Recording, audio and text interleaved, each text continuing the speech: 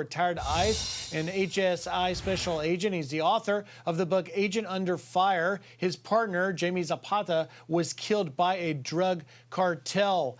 Mr. Avila, thank you for being here on Labor Day with us, but it's such an important story to cover, the fentanyl crisis. Now, we told you 203% increase. Now, there's one other number I want to show you, and that is the fentanyl seizures for the first 9 months in fiscal year 2022 for the counties of San Diego and Imperial County.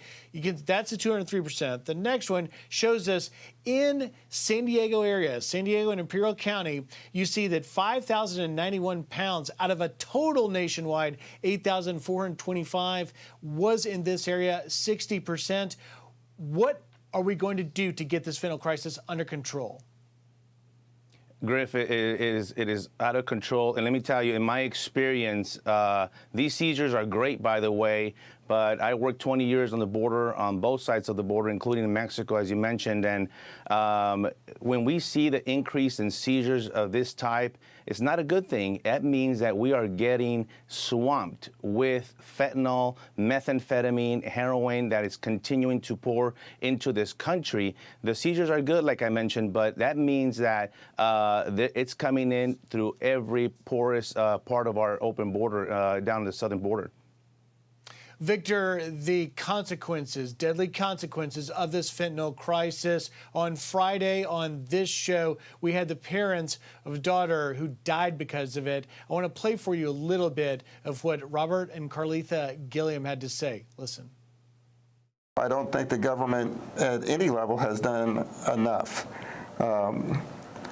I think that the current administration has got to stand up and take notice. How many more people have to die before somebody takes it serious? This is worse than the 1970s heroin epidemic.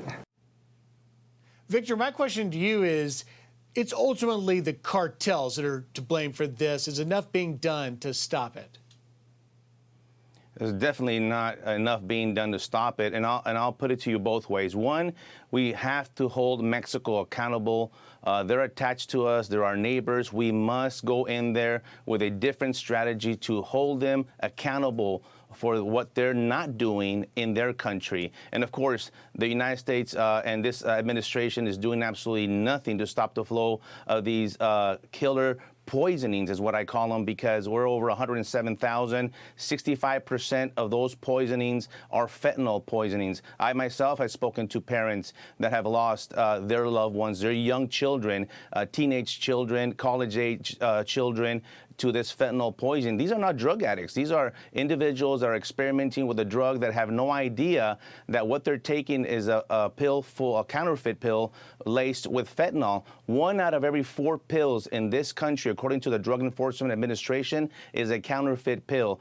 They are playing Russian roulette with these drugs. And let's not forget that China has a huge role in this, in working with the cartels and providing them with the chemicals and precursors. And as a matter of fact, they're almost bringing a lot of these pills already fully produced into Mexico, so the cartels can then distribute them into every corner of our country. I go around the country speaking to police groups, Griff, and let me tell you, they have a lot of issues in South Dakota, Bozeman, Montana, places that you wouldn't think that would be affected by this crisis, this epidemic of fentanyl poisonings, but it has touched every corner of our country, and in fact, every state has become a border state because of it. Well, that's a great point. I would challenge anyone to find a corner of the country that hasn't been affected by this crisis. Victor Avila, thank you very much for your insight.